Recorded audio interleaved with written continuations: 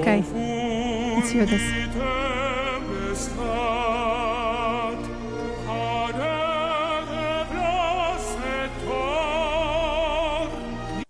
It's du Temple Saint.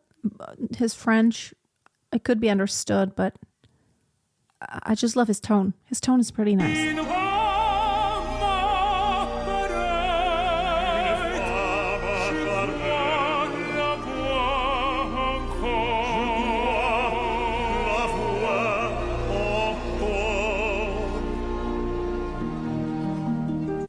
I just love how even Domingo, he doesn't have an old vibrato. It's still so nice and supported.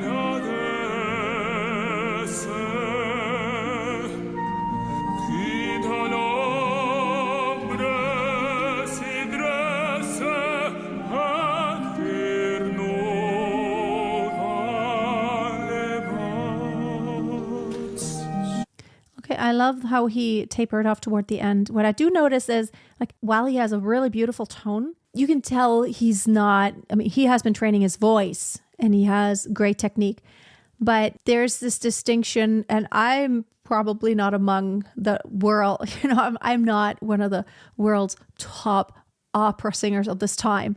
But when you listen to the really great ones, and I try to incorporate this in my own singing, a lot more very subtle nuances in dynamics. So he kind of stays on one dynamic level quite a bit and kind of sings through the phrase. And there are a lot of long pitches. So you could do more with that to be more expressive. Let's do different versions of this. Like, everyone will, of course, give it their own flavor, if you will, every artist. But nevertheless, I think his tone is really nice.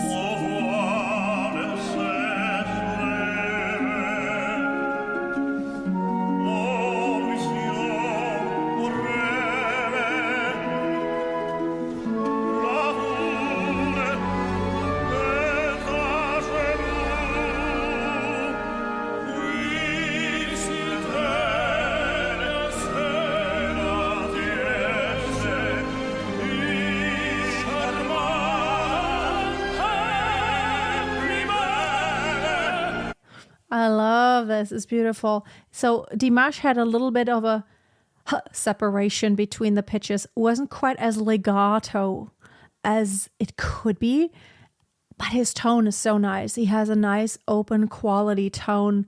It's not narrow in the throat. It's well supported from below.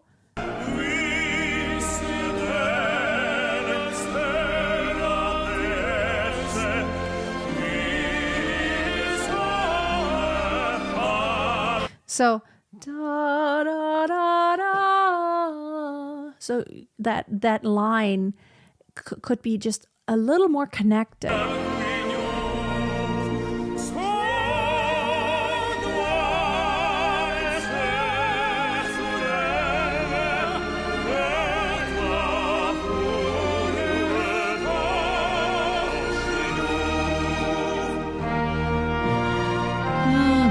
So beautiful. The piece itself is just, it's an amazing piece of music.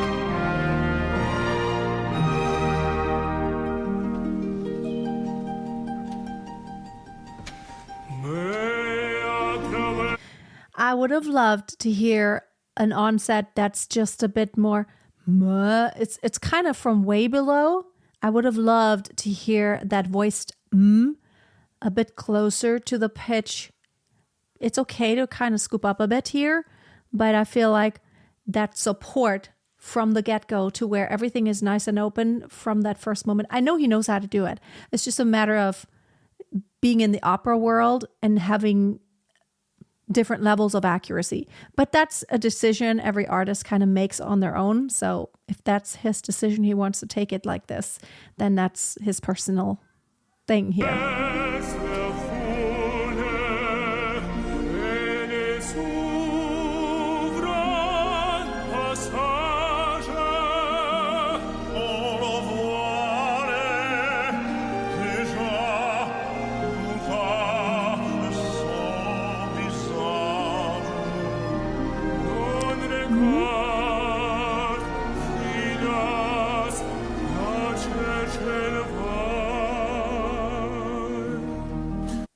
This is really hard to kind of decrescendo there. And he did well on actually changing the color of the tone a bit, kind of getting a more intimate.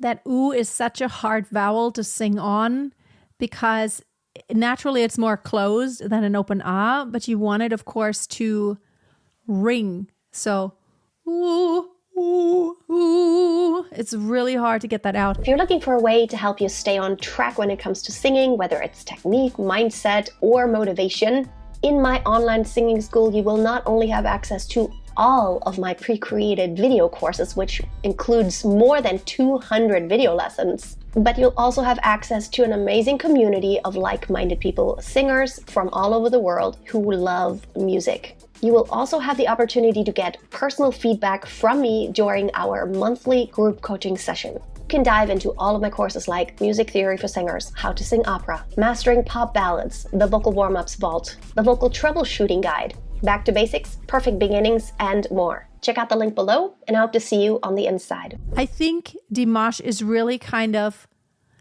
when you sing a duet, especially when both are singing in parallel, meaning you just have a harmony of the other person, then you have to really kind of agree on something. You can't just do your own thing. The timing has to be exact, and the way, even the dynamics, the way you move through the phrase has to be as exact as possible so that both do the same thing. And I think that's what they're both doing here.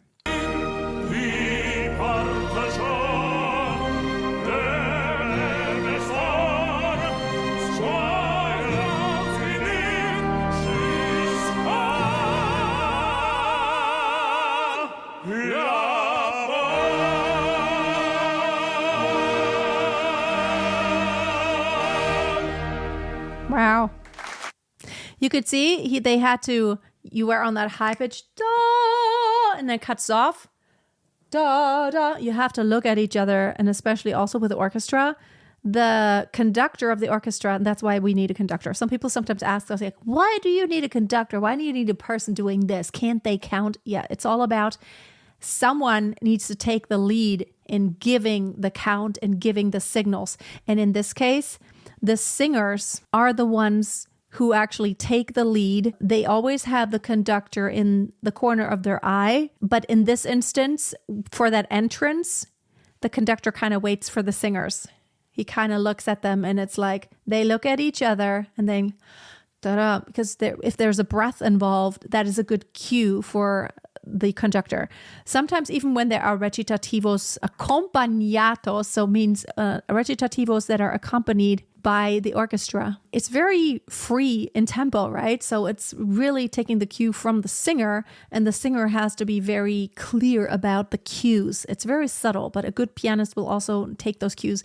But, to move an entire orchestra, so the conductor always has to make an upward movement in order for the next downward movement. So it's always important to keep everything in the corner of your eye as the singer. In this scenario, of course, the orchestra is right behind the singers. Sometimes when you're singing an actual opera, you're going to be up on stage and the orchestra is down in the orchestra pit. And so sound is very slow. And if you go just by listening, it's going to be way too late. You always have to go by looking at the conductor. And that's the main reason why we need a conductor, because sound is so slow. Even in an orchestra, from one side to the other side, it's going to be way too slow. So from the woodwinds to the outer corner of the strings, sound is way too slow. So you need that one person, and everyone can just go by the visual instead of just by hearing when the sound arrives, which then is too late. By the time you play and the sound arrives back, it's all a delay. You all know this effect when you sing in a big church and the organ is like really far away. When you're the organist, it's really difficult because you always have that lag, because people wait to sing until they hear the sound and then they sing along, but it all happens at a very slow pace. And then, as an organist, by the way, it all comes back to you, that singing sound from everyone in the congregation. Then there's such a delay. That's why most organists, they kind of sing along when they do congregational songs so they don't get messed up, because the sound always comes back so late. Love Dimash's performance, and I love that Placido Domingo still does these things. It's just amazing how his voice still is so fresh in this. Sometimes when singers get older, they sound spent, but he does not even in the least does he sound anything like there's anything old happening in his body. He still sounds amazing and youthful in his voice. And it is a matter of training and having activated support. When you hear those older, when you feel like there's this wobbly old opera singer, it is because of a lack of support and tension. The muscles don't have any tone anymore. And that comes maybe when someone doesn't practice in a very intentional way. When they get older, you can keep that vibrato activated, as we just heard with Domingo. Thank you so much for watching today. Let me know in the comments what else you would like me to analyze and react to. Until next time, always keep a song in your heart and always keep on singing.